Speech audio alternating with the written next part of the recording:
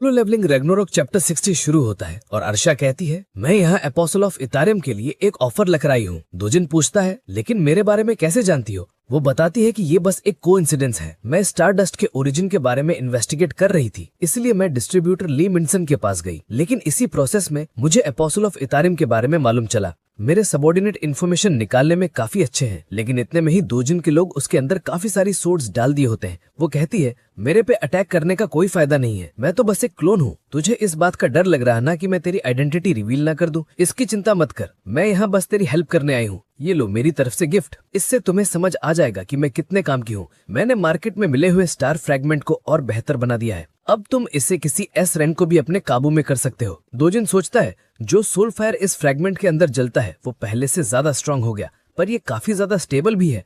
मुझे विश्वास नहीं हो रहा कि ये ऐसा कुछ भी कर सकती है। अर्शा कहती है, मैं तुम्हें ऐसे और भी स्टार फ्रैगमेंट लाकर दे सकती हूँ, लेकिन इसके बदले संग सुहो और मोनार्क ऑफ शैडो को मिलकर खत्म करेंगे। दोजिन पूछता है, लेकिन तुम मेरे साथ क्यों हाथ मिलाना चाहती हो, जबकि मैं इस दुनिया को खत्म करना चाहता हूँ? वो कहती है, तुम्हारी सोच काफी छोटी है। मैं इस दुनिया की रहने वाली हूँ, इसका मतलब ये थोड़ी है कि मुझे इसकी साइड लेनी चाहिए। दोजिन बोलता है, अगर तुझे मेरी मदद करनी ही थी तो तू तब भी आ सकती थी जब ली मिनसंग जिंदा था, लेकिन तू तब क्यों नहीं आई? वो बोलती है, तुझे मालूम लड़कियों को वो लोग पसंद नहीं जो ज्यादा सवाल करते हैं। मैं किसकी साइड लेती हूँ ये सिर्फ मैं डिसाइड करूंगी, और ये तो ऑब्वियस है, जिससे मुझे ज्यादा फायदा होगा मैं उसी की साइड लूंगी। मैं भी एक मोनार्क की डिसेंडेंट हूँ, बिल्कुल संग सुहो की तरह, लेकिन अब मैं इस नतीजे पे आई हूँ कि मैं संग सुहो के साथ अलायंस नहीं बनाऊंगी। दोजिन पूछता है, तो क्या तुम्हारे पास भी उसके जैसे पावर्स हैं? अर्शा बोलती है, अगर तुम शैडो अथॉरिटी के बारे में बोल रहे तो नहीं, लेकिन मेरे पास दूसरी पावर्स, फॉर एग्जाम्पल यही देख लो। तभी दोजिन के पीछे डेड मॉन्स्टर वापस जिंदा हो जाता है। वो अटैक करने के लिए आगे बढ़ता ही है कि उसका सर कट के अलग हो चुका होता है। अर्शा कहती है, मैं डिसेंडेंट ऑफ प्लेग होने की वजह से ऐसा कुछ कर सकती हूँ। अब तुम बताओ, कहा जाता है कि दुश्मन का दुश्मन दोस्त है। अगर हम दोनों हाथ मिला लें तो इससे हम दोनों को ही काफी फायदा होगा। सीन शिफ्ट होता है और हम गेट से बाहर आने लगती हैं, जहाँ उसका 2 और डिसेंडेंट वेट कर रहे होते हैं। वो छोटी बच्ची जिसका नाम पिया होता है वो पूछती है, अर्शा निगोशिएशंस कैसा रहा? क्या अपोस्टल ऑफ इथारियम मान गया? अर्शा बताती है कि हाँ, उसने हमारी हेल्प करने के लिए बोल दिया है। पिया कहती है, मुझे पता था कि तुम ये जरूर कर लोगी। अर्शा सोचती है, पार्क दोजिन अपोस्टल ऑफ इथारियम, मैंने बस उसके कुछ सवालों के जवाब दिए और वो इतने में ही मान गया। ये मेरी उम्मीद से ज्यादा आसान था, लेकिन ये तो होना ही था, क्योंकि उसके रास्ते में मोनार्क ऑफ शैडो ही सबसे बड़ी दिक्कत है।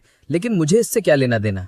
जरूर सिस्टम के पास कोई वजह होगी मुझे ये ऑर्डर्स देने के लिए। भाई मतलब देख रहे हो, सिर्फ सुहो के पास सिस्टम नहीं है, और भी लोगों के पास है। उसके सिस्टम में एक क्वेस्ट होता है मोनार्क बनने के लिए, पाथ मोनार्क ऑफ शैडो। तुम्हारे मोनार्क बनने के लिए सबसे बड़ी दिक्कत है, इसीलिए अपोस्टल ऑफ इथारियम के साथ जाकर हाथ मिलाओ। इस क्वेस्ट का रिवॉर्ड होता है कि उसको नेक्स्ट स्टेप पता चल जाएगा मोनार्क बनने के लिए। अर्शा कहती है, अब ज्यादा वक्त नहीं रह गया है, हम डिसेंडेंट जल्द ही मोनार्क बन जाएंगे। सीन शिफ्ट होता है और हम गिल्ड के कुछ लोगों को देखते हैं जो कि एक कॉन्ट्रैक्ट रखकर बोलते हैं, ये सबसे बेस्ट ऑफर है जो कि हम आपको दे सकते हैं, क्या आप इस ए रैंक रेड के लिए हमारे फेम गिल्ड के साथ ज्वाइन होगे? फिर हम उसके सामने बैठे आदमी को देखते हैं जिसका नाम ली यूनसक होता है और वो एक फ्रीलांसर हंटर है। वो कहता है, जैसे कि मैंने पहले भी कहा था, मैं उन रेड्स में पार्टिसिपेट नहीं करता जो कि ए रैंक या उससे ज्यादा के होते हैं। लड़का बोलता है, लेकिन ये तो आपके एस रैंक होने की बर्बादी है। अगर आप हमारे गिल्ड में ज्वाइन हो जाओ तो काफी अच्छा रहेगा आपके लिए। यूनसेक कहता है, जो भी कंडीशन हो, लेकिन मैं हाई रैंक गेट्स में जाने का रिस्क नहीं लेने वाला। प्लीज आप लोग यहाँ से चले जाओ। लड़का बोलता है, आप तो कोरिया के एस रैंक हंटर हो, एक ए रैंक डंजन आपके लिए क्लियर करना कोई बड़ी बात नहीं होगी। इनसे घबराते हुए कहता है, मुझे हर दिन नाइटमेयर आते हैं कि मुझे मैजिक बीस्ट खा रहे हैं। वो मेरे आसपास खड़े होकर मेरे हाथ पैर सबको अलग अलग करके खाए जा रहे हैं। आखिरकार क्या फायदा है मेरे एक एस रैंक का, जबकि मैं मैजिक बीस्ट को देखकर ही डर जाता हूँ। प्लीज आप लोग दोबारा यहाँ पर मत आना। वो अकेले विंडो के पास खड़ा होता है और याद करता है कि कैसे उसको मैजिक बीस्ट खा रहे हैं। लड़की बोलती है, क्या हम लोग सच में ऐसे ही यहाँ से जाने वाले हैं? लड़का बोलता है, तुमने उसकी आंखें देखी नहीं?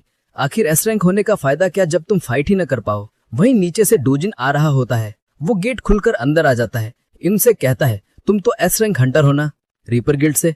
मैंने सुना था कि रीपर गिल्ड वाले काफी घमंडी होते हैं। आखिरकार तुम कैसे बिना बताए किसी और के ऑफिस ऐसे आ सकते हो? डोजिन बोलता है, मैं यहाँ इसलिए आया क्योंकि मैंने सुना कि यहाँ एक एस रैंक है जिसकी मैजिक बीस्ट देखकर फट जाती है। यूनसे कहता है, क्या तू यहाँ मुझसे लड़ने आया है? मुझे तेरी हेल्प की जरूरत नहीं, इसलिए यहाँ से निकल जा। इतना बोलकर वो अपनी पावर्स रिलीज करने लगता है और कहता है, अगर तुझे मेरी लाइटनिंग से जलना नहीं है तो मेरे से थोड़ी दूरी बना के रख और यहाँ से चले जा। लेकिन इतने में ही डोजिन उसके चेहरे के पास स्टार फ्रैगमेंट रख के बोलता है, हंटर ली यूनसेक, तू चिंता मत कर, अब से तेरा ओपोनेंट कोई मैजिक बीस्ट नहीं होगा।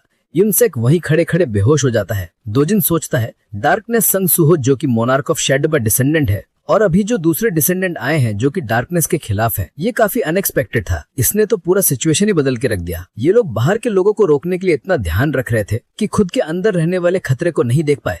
मैं ध्यान रखूंगा कि इन सब का अच्छे से इस्तेमाल करूं।